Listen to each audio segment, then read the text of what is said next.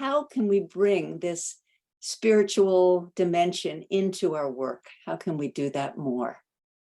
And I want to say that the first way that I like to do that is when I first meet a client, I want to let them know that this dimension is okay to talk about, because a lot of people feel like I have to park my religion or park my spirituality over there, and this is for psychology or my mental health or whatever. And of course, they're all interconnected. And so, you know, we want to, when we first meet someone, and sometimes I'll say, if I know someone has a religious background, like they were raised Catholic or Jewish or Hindi, or I'll say, what has your religious been a positive factor for you, a negative factor, or neutral? Right? Just to open up the conversation, like to say, it's fine to talk about that here, right? And then I'll also ask for, you know, if I'm doing an intake, meeting someone for the first time and getting their history, I'll ask them to tell me about a very difficult time in their lives and what psychological and spiritual resources help them at that time. And by doing that, I get more information about what their spiritual and psychological resources are that we can call on in our work together, right?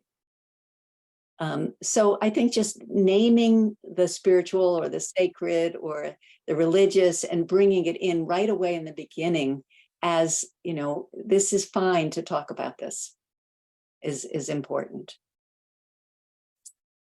I think the second thing is something you already know how to do, which is to bring in the focusing and the clearing of space into your, whether you do it in mini focusing moments or whether you actually take the time to do a whole focusing process.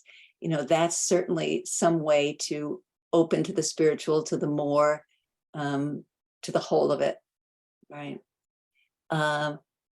And then I think I talked in my paper that I think some of you read about ways to listen for the spiritual that's not named as such, right? You know, to really hear the implicit. If someone says they're miserable in their job, you know, that's already telling you that there's not a fit there for them. And so to ask them what would be a job that was filled your soul or brought you joy, or, you know, so to use language that helps them get there.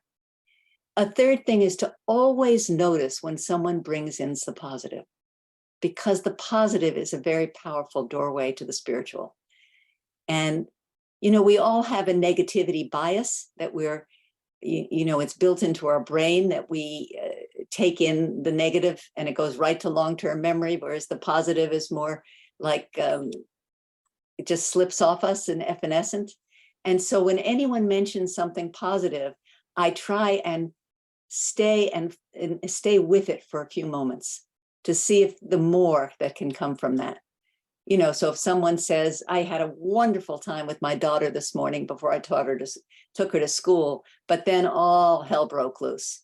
Before we get to the all hell broke loose, I want to go back to what was the quality of those moments with your daughter? What made it so joyful, so special, right? Because that's a resource that we then bring when we're talking about the hell breaking loose, right? So it's really important to stay with the positive and to notice it. It can be so quick because people kind of just go right by it. They think they're not there to talk about the good things. They're only there to talk about their problems. So you have to really catch it quickly when someone says, oh, what a gorgeous day today is. I stay right there with that. What does it feel like in your body to have a day like today? Right. So to do that. And then one other thing that I didn't get to mention in the paper, but which has been occurring to me, is the use of rituals in therapy, or to have people come up with rituals when they're going through transitions, because rituals are kind of a way to get across a threshold when you're moving from one place to another.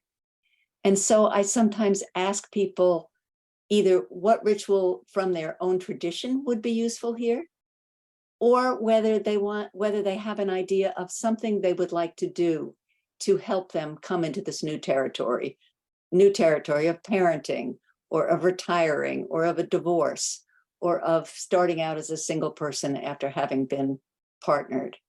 Any of those.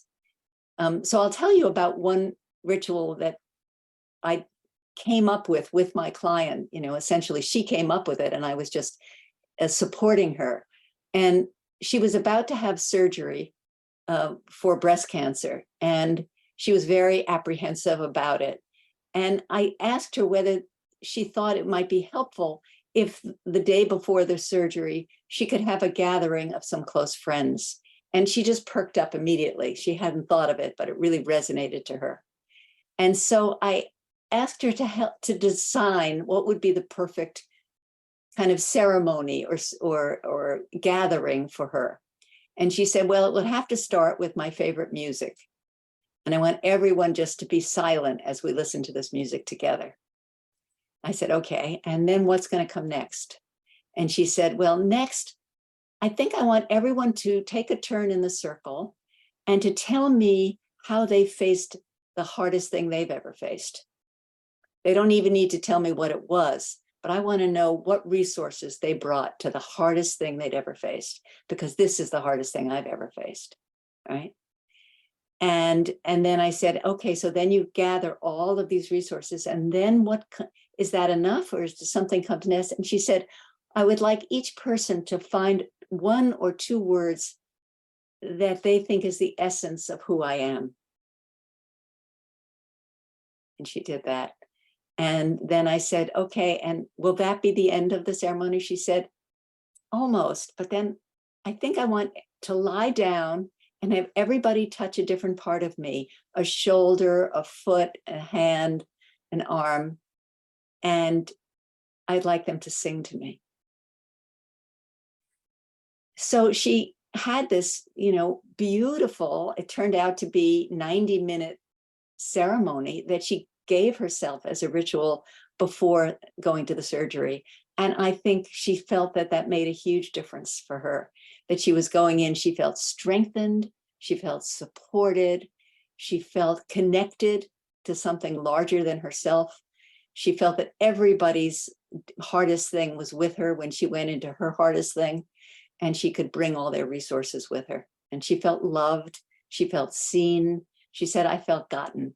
I felt like they got who I am, right?